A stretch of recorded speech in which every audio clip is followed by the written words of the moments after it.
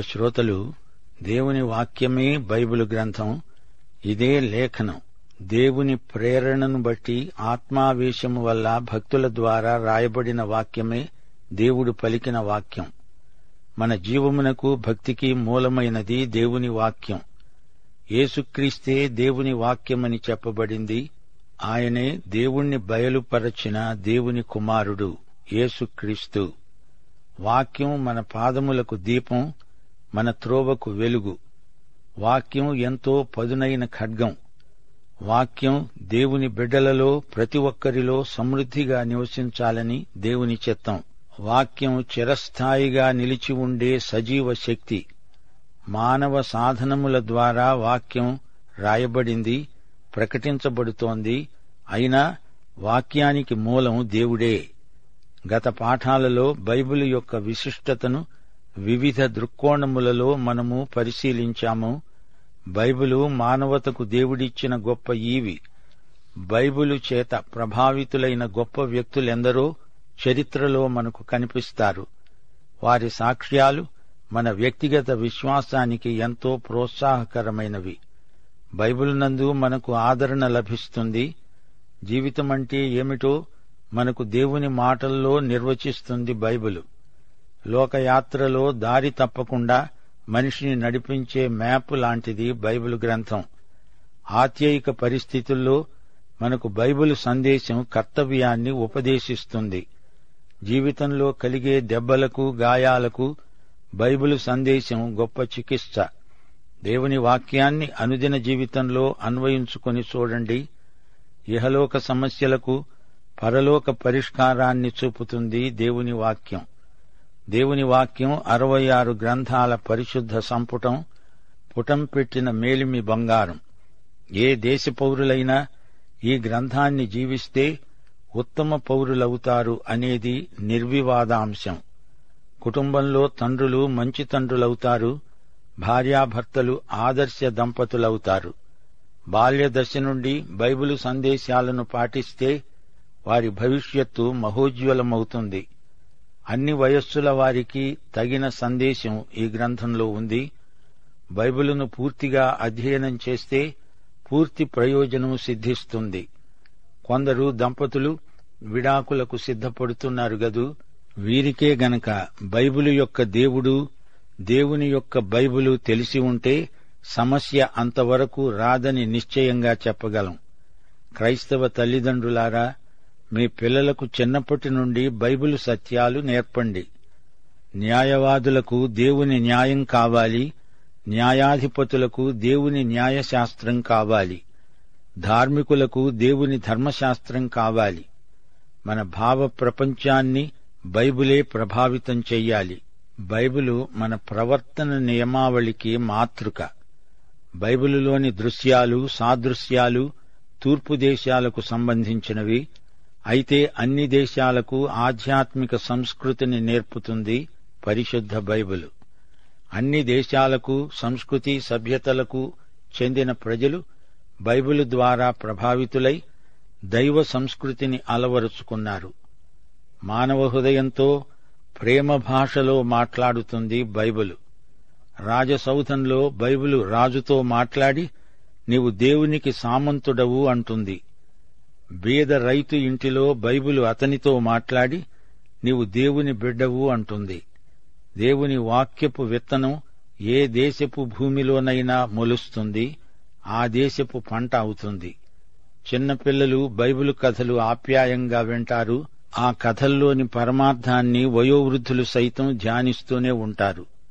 యుద్ధ వాతావరణంలో బలమైన శాంతి సందేశాన్ని బైబిలు ప్రకటిస్తుంది. ఉపద్రవంలో క్షేమస్థితిని నిర్దేశించి చూపుతుంది బైబిలు సందేశం. చీకటిలో వెలుగురేఖను చూపే దేవుని ప్రేమ లేఖ బైబిలు. ఎడారిలో నీటి బుగ్గగా సేద తీరుస్తుంది బైబిలు వాక్కు. ప్రేమ, స్నేహం, సానుభూతి, భక్తి, జ్ఞాపకాలు, నిరీక్షణ ఒకటేమిటి, ఇందులో అనేక రకాలైన శృతులు, స్మృతులు కలబోసి ఉన్నాయి. దేవుణ్ణి ప్రేమించేవారు దేవుని వాక్యాన్ని ప్రేమిస్తారు. అందులో ప్రతి మాటను ప్రేమిస్తారు. దేవుని వాక్య పవనాలు వీచే చోట మధుర పరిమళాలు గుబాళిస్తాయి. వాక్యమే దేవుని ప్రజల సమైక్యం.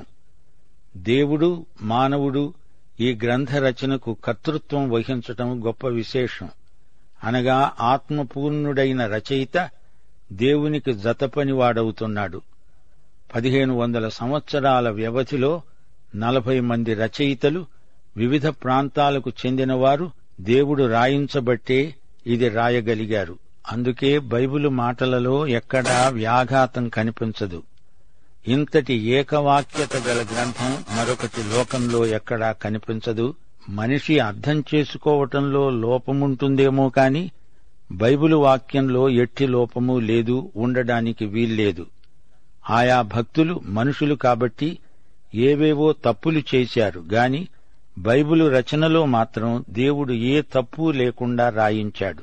పండితులకు, పామరులకు అందరికీ ఈ గ్రంథంలో సందేశం ఉంది. లూకాలాంటి భాషావేత్తలు, పేతురులాంటి పామరులు తమదైన ప్రత్యేక శైలిలో రాసిన గ్రంథాలు ఇందులో ఉన్నాయి. పరిశుద్ధాత్మ పర్యవేక్షణలో అన్ని రకాల మనుషులకు అర్థమయ్యేటట్లు ఈ గ్రంథం రాయబడింది. దేవుడు తన వాక్యము ద్వారా మనందరితో మాట్లాడతాడు. దేవుడు ఏది చెప్పినా, ఎప్పుడు చెప్పినా వాక్యంలో తాను రాయించిందే చెప్తాడు గాని మరొకటి చెప్పడు. తాను చెప్పింది వాక్యానికి విరుద్ధంగా ఉండదు. పాత నిబంధనలో అవ్యక్తంగా ధ్వనించిన, కొత్త నిబంధనలో ముఖాముఖిగా మాట్లాడినట్లు ఆయన వాక్యము ధ్వనిస్తుంది. పాత నిబంధనలోని క్రీస్తే కొత్త నిబంధనలోని యేసు. ఇది యేసుక్రీస్తు పుస్తకం. పాత నిబంధనలో యెహోవా కార్యములు, 4 సువార్తలలో యేసుక్రీస్తు కార్యములు, అపొస్తలుల కార్యము నుండి పరిశుద్ధాత్మ కార్యములు ఈ బైబిలు గ్రంథమందు పొందుపరచబడి ఉన్నాయి. శత్రువులు ఈ గ్రంథాన్ని నాశనం చెయ్యాలని చూచారు గాని దేవుడు ఈ గ్రంథాన్ని కాపాడాడు. భూగర్భంలో నుండి తవ్వకాలలో బయటపడిన అవశేషాలను బట్టి ఇది దేవుని గ్రంథమని పరిశోధనల వల్ల రుజువవుతున్నది. ప్రవచనాలు తూచా తప్పకుండా నెరవేరుతున్నాయంటే ఇది విశ్వసనీయమైన దైవ గ్రంథమని రుజువవుతున్నది. కొన్ని ప్రవచనాలు అప్పటికప్పుడే నెరవేరగా కొన్ని ఎంతో కాలానికి నెరవేరాయి. ఇంకా నెరవేరాల్సిన ప్రవచనాలు కూడా ఉన్నాయి. చరిత్రకు దేవుడైన యేసు ప్రభువు, రాజులకు రాజు, ప్రభువులకు ప్రభువు. ఈ గ్రంథమంతటిలో కథానాయకుడు యేసే.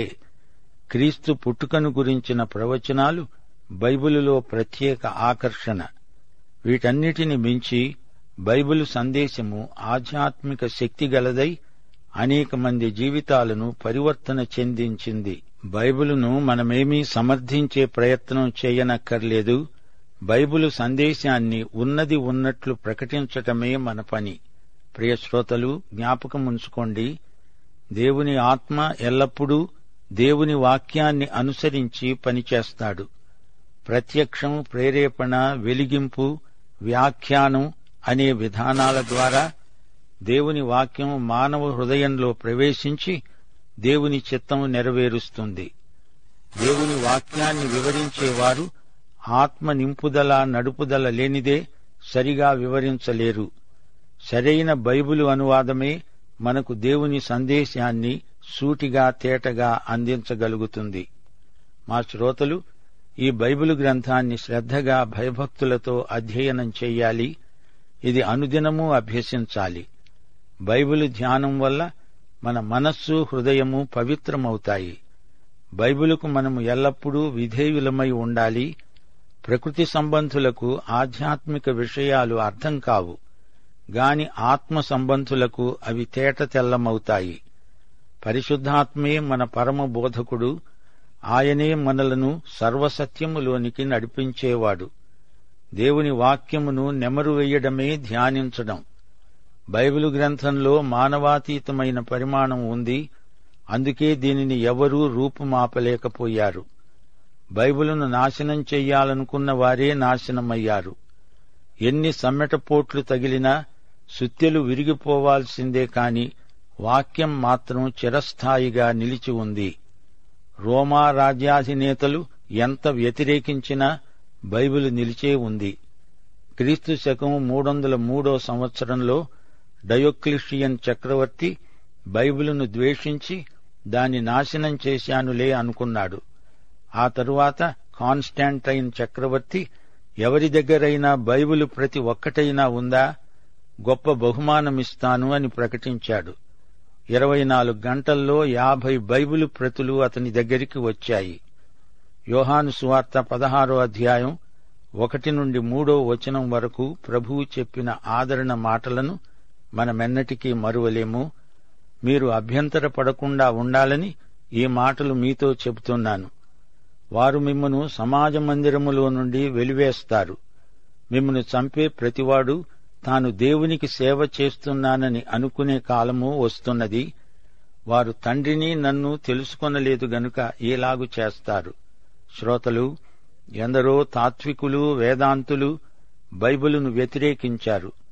గాని వారేరీ ఎక్కడున్నారు? వారి వేదాంతాలేమయ్యాయి? దేవుని వాక్యం నాటి నుండి నేటి వరకు చెక్కు చెదరకుండా ఉంది. బైబిలులోని చరిత్ర వాస్తవమని సమకాలీన చరిత్ర రుజువు చేస్తుంది. బైబిలు ప్రవచనాలు నిర్దుష్టమైనవి, యథార్థమైనవి, నమ్మదగినవి.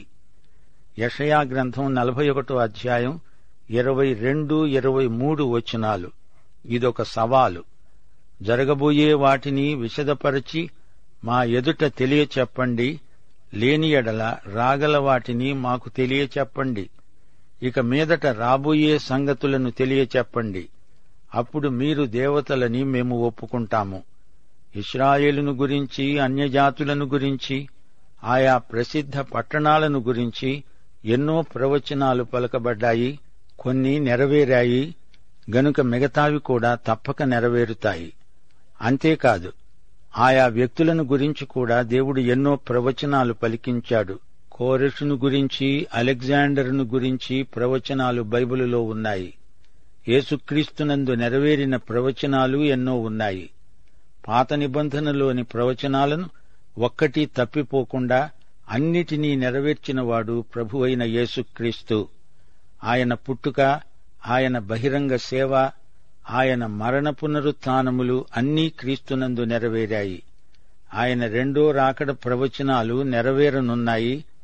ఆయన కన్యక గర్భాన జన్మిస్తాడని, ఇమ్మానుయేలు అనే పేరు ఆయనకుందని, ఆయన స్వకీయులే ఆయనను విసర్జిస్తారని, బాప్తిస్మకుడైన యోహాను ఆయనకు ఆగమన దూతగా వస్తాడని, బెత్లెహేము జనపదంలో జన్మిస్తాడని, జ్ఞానులు తూర్పు దేశం నుండి వచ్చి ఆయనను సందర్శిస్తారని, ఆయన అన్యజాతులకు వెలుగై ఉంటాడని, ఆయన వేదనామయుడని, 30 రూకలకు అమ్మబడతాడని, ఆయన ఎముకలలో ఒక్కటి విరువబడదని, పునరుత్థానుడై లేస్తాడని, ఆరోహణుడై తేజోమయుడవుతాడని, ఈ ప్రవచనాలన్నీ యేసుక్రీస్తు పూర్తిగా నెరవేర్చినట్లు బైబిలు గ్రంథంలో దాఖలా కనిపిస్తోంది. ఇక ఆయన రెండోసారి వచ్చాక జరగబోయే సంగతులన్నీ ప్రవచన రూపంగా చెప్పబడి ఉన్నాయి. ఇవి నమ్మదగిన ప్రవచనాలు. తూర్పు పడమర దేశాలెన్నో బైబిలు చేత ఎంతగానో ప్రభావితమై వారి ఆధ్యాత్మిక చింతన పరాకాష్ఠకు చేరుకున్నది. నరభక్షకులెందరో నాగరికులయ్యారు. బైబిలు పదజాలం సమకాలీన సాహిత్యాన్ని ప్రభావితం చేసింది. సంగీతం, చిత్రలేఖనం మొదలైన కళలు కూడా బైబిలు గ్రంథము చేత ప్రభావితమైనట్లు రుజువులున్నాయి. మోషే ధర్మశాస్త్రమందలి న్యాయసూత్రాలు అనేక జాతులకు, రాజ్యాలకు చట్ట నిర్మాణమందు వెలుగునిచ్చాయి. దశాజ్ఞలలోని నైతిక ప్రమాణాలు సార్వత్రికమై మార్గదర్శకములుగా గుర్తించబడినవి. తరతరానికి ఈ గ్రంథం అతి జాగ్రత్తగా ఎత్తిరాయబడింది. మహాపరిశుద్ధ గ్రంథమని నమ్మబడింది. రాతప్రతులలో ఒక్క అక్షరము, పొల్లు కూడా తేడా రాకుండా లెక్కపెట్టి మరీ రాశారు. ప్రియ శ్రోతలు, వింటున్నారా? బైబిలు యథార్థమైన గ్రంథమని, కేవలం మానవ జ్ఞానంతో ఇది ఎవ్వరూ రాయజాలరని రుజువైంది. ఆయా వ్యక్తుల జీవిత విశేషాలను నిష్పాక్షికంగా చిత్రిస్తుంది బైబిలు. శత్రువులలో కూడా మంచి ఏదైనా ఉంటే అది కూడా ఇందులో గ్రంథస్థం చేయబడింది. అంతేకాదు, భక్తుల జీవితాలలో కూడా మానవ సహజమైన పొరపాట్లుంటే ఇవి కూడా విడిచిపెట్టకుండా బైబిలు బట్టబయలు చేస్తుంది. అందుకే ఇది దేవుని గ్రంథమని, మన ఆధ్యాత్మిక జీవితానికి ఇది వాచక పుస్తకమని మనము నమ్ముతున్నాము. నోవహు, మోషే, దావీదు, ఏలియా, పేతురు మొదలైన భక్తుల జీవితాలను ఉన్నవి ఉన్నట్లు చూపుతుంది దేవుని వాక్యం. వాస్తవాన్ని ఉన్నది ఉన్నట్లు మన చేత చదివిస్తుంది బైబిలు గ్రంథం. ఏ మానవుడు ఇంత నిష్పాక్షికంగా జీవిత చరిత్రను రాయజాలడు అని మనకు తెలుసు. నరకాన్ని గురించి, మానవుని నిస్సహాయ స్థితిని గురించి, అంతిమ తీర్పును గురించి బైబిలు చెప్పే సార్వత్రిక సత్యాలను ఎవరూ కాదనలేరు. ప్రియ శ్రోతలు, బైబిలును చదవని వారు, వినని వారు ఎంతో గొప్ప భాగ్యాన్ని కోల్పోయిన వారవుతున్నారు. ఈ బైబిలు గ్రంథం ప్రతి ఒక్కరూ స్వతంత్రించుకోవలసిన ఆస్తి, స్వాస్థ్యం. బైబిలులో నీవు అనుభవించింది ఇతరులతో పంచుకోవాలి. బైబిలు జ్ఞానాన్ని దాచిపెట్టడం నేరం. దాన్ని ఇతరులకు ఇవ్వాలి. తిరిగి వారు దాన్ని మరొకరికి ఇచ్చేట్టు చూడాలి. అందుకే పౌలు తిమోతికి ఉత్తరం రాస్తూ అన్నాడు, 2 తిమోతి 2:1 నా కుమారుడా, క్రీస్తుయేసునందున్న కృపచేత బలవంతుడివికా, నీవు అనేక సాక్షుల ఎదుట నా వలన వినిన సంగతులను ఇతరులకు బోధించటానికి సామర్థ్యము గల నమ్మకమైన మనుష్యులకు అప్పగించు. ఒకరి నుండి ఒకరికి కరెన్సీ నోట్లలాగా బైబిలు జ్ఞానం ప్రసరించాలి. పాఠం ఇంతటితో సమాప్తం. మన ప్రభు అయిన యేసుక్రీస్తు వారి కృప, తండ్రి అయిన దేవుని ప్రేమ, పరిశుద్ధాత్మ యొక్క అన్యోన్య సహవాసము మనకందరికీ నిత్యత్వము పర్యంతము తోడై ఉండునుగాక. ఆమేన్.